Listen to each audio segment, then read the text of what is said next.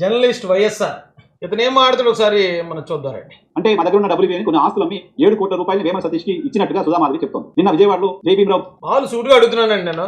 7 కోట్ల రూపాయలు సుధామాధవ్ గారి దగ్గర ఉన్నాయా? ఎక్కడి నుంచి వచ్చాయి? ఏ ఆస్తులు అమ్మారు? ఎవరికి అమ్మారు?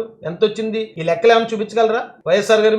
మీరు డైరెక్ట్ గా కండువా వేసేసుకోండి. ఇప్పుడు ఆ సూట్ సైతాన్ గారు ఉన్నాడు, వాడు ఎలాగే సాక్షులు కూర్చొని మాట్లాడుతున్నాడు, మీరు కూడా వైఎస్సీపీ కండువా వేసేసుకుని చక్కగా కూర్చొని మాట్లాడి. ఎందుకు డబుల్ గేమ్? ఎందుకు న్యూట్రల్ జర్నలిస్టులు ముసుగేందుకు? డైరెక్ట్ గా వైసీపీ కార్యకర్తలు ఏం మాట్లాడుతున్నారు అంతకన్నా దారుణంగా మాట్లాడుతున్నప్పుడు మీరు న్యూట్రల్ జర్నలిస్ట్ ఎలాగ అవుతారు? 7 కోట్ల రూపాయలు నేను అంటాను. నేను జగన్మోహన్ రెడ్డి గారికి నేను 100 కోట్లు ఇచ్చాను అంటాను. నమ్మేస్తావా? నేను కూడా ప్రెస్ మీట్ పెట్టి అప్పుడు నా దగ్గర జగన్మోహన్ రెడ్డి గారు 100 కోట్లు తీసుకున్నారండి, నాకు ఎమ్మెల్యే టికెట్ ఇస్తానన్నారండి, ఇవ్వలేదండి అన్నాను అనుకో, అవును కరెక్టే, మరి రాయజీని నేను ఆ పార్టీ కోసం పనిచేసిన సాక్ష్యాలు చూపిస్తాను. ఇప్పుడు ఆవిడ ఎలా చూపిస్తుందో అలాగే నేను వైసీపీ కోసం పనిచేసిన సాక్ష్యాలను చూపిస్తాను. రాష్ట్రం అంతా తిరిగి మీటింగ్లు పెట్టి చూపిస్తాను. అవన్నీ చూపిస్తే నేను 100 కోట్లు ఇచ్చాననేది నిజమైపోద్దా? ఏమో ఎలా తయారయ్యారు?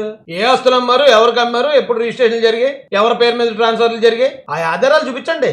ఆస్తులు అమ్ముకున్నామంటే ఆస్తులు అమ్ముకున్నాం అన్న మాట నిజమైపోద్దా? నేను అదే అంటున్నాను. నేను జగన్ గారికి 100 కోట్లు ఇచ్చాను అంటాను, నిజమైపోద్దా? నోటి మాట నిజమైపోద్దాయా మీరు చెప్తే? దానికి ఏ ఆధారాలు అక్కర్లే. ఎవరు పడితే వాళ్ళు వచ్చి మేము కోట్లు ఇచ్చేసామంటే అంతే నమ్మేయాలి.